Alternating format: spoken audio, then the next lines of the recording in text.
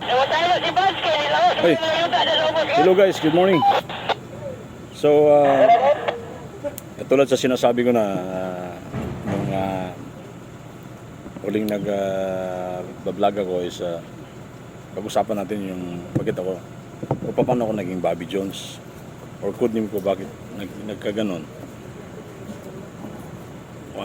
nung nasa serbisyo ako. So, at first pumasok ko sa serbisyo, that was anong na private na ako, that was 01 February, so 1996. So naging private ako, tapos na-assign kami ng bago kami na-deploy is na-assign kami ng regiment, Airborne Philippine Army Special Forces Regiment, Airborne Philippine, based on Nueva Ecija. So at that time, mag-airborne na sana kami lahat ng class namin. Special class yun. Then nag-umpisa na kami dun sa air operations na kung saan nandun yung training facilities ng pag nag-undergo ka ng basic airborne course. So nakita ko merong very ang tawag ito yung nakakatakaw pansin, no?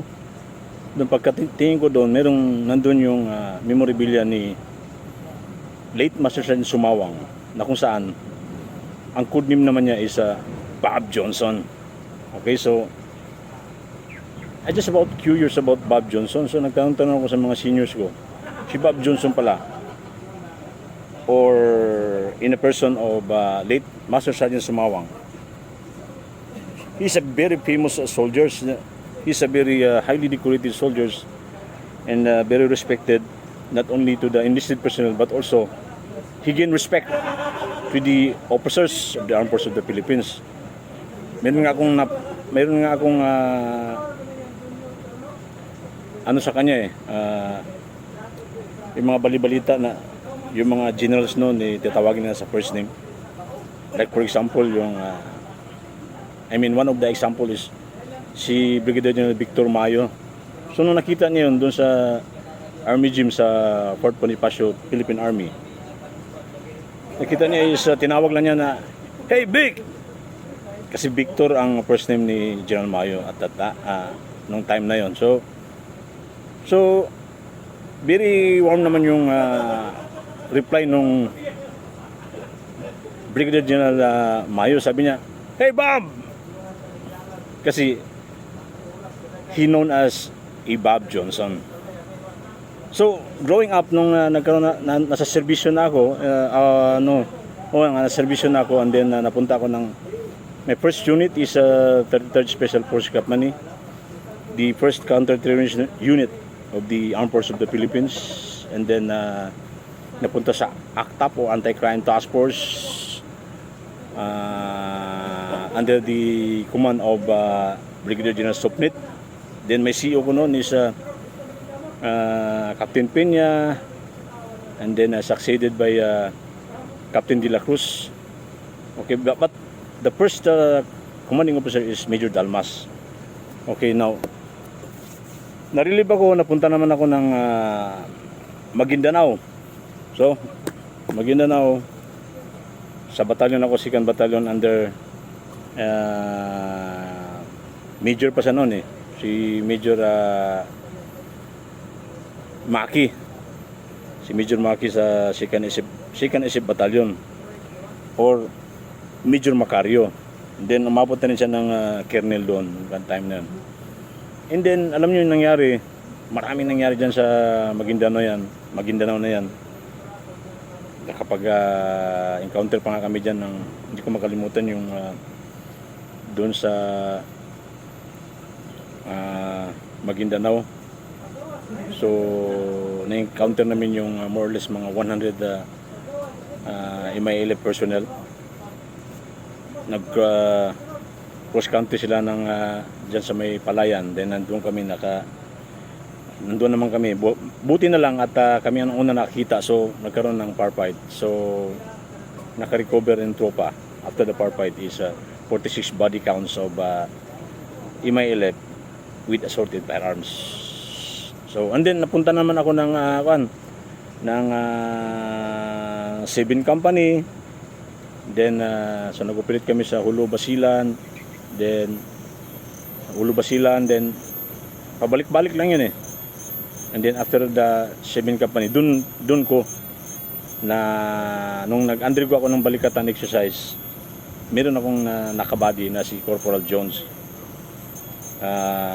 He is the US Special Forces of the United States of America. So US Army siya, but he is in the special ops na tropa na kung saan yun yung US Special Forces or the Operation Liber. So nung nagkaroon na kami ng banding, nag-jump na. Then nung nagkaroon na kami ng friendly jump, American soldier, Filipino soldier, so nag-jump kami sa Clark Air Base noon using the C-130 aircraft. And then nung umuwi na sila going to the United States, in-approach ko siya, "Hey Sergeant, pwede bang gamitin ko yung name mo as gusto kasi magkaroon ng code name eh.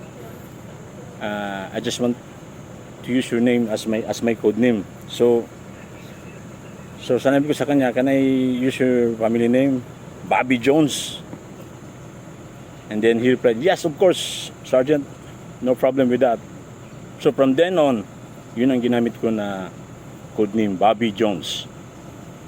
So sa military kasi, when you are in the service, pag nag-create ka ng ganyan, hindi basta-basta na susunod yung mga tao sa'yo. Kailangan meron kang mga nadaanan na mga matitindi rin bago kanila paniwalaan na, "Oh, that is Bobby Jones." So nagkaroon ng mga encounters, tapos maganda naman yung nagawa natin. And then of course sa pagdala sa mga juniors, respect din sa mga seniors, ganyan. So nag-gain ko yung respect nila, not only to the junior enlisted personnel and officers, but also the senior.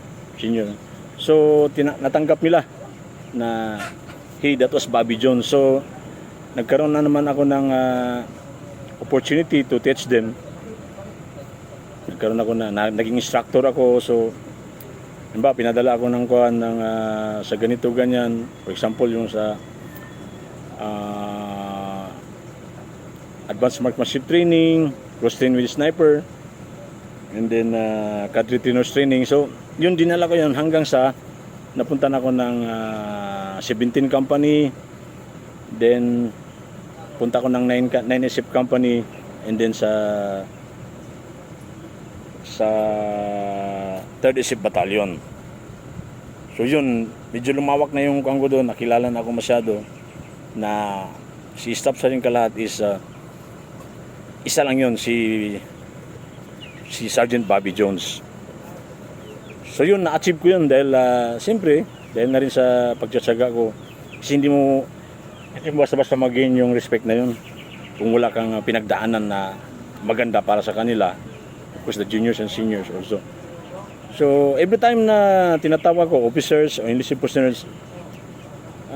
very overwhelming kasi, like for example, sabi ng officers, "Tawagin mo nga si Bobby Jones at may lakad," mga ganun ba.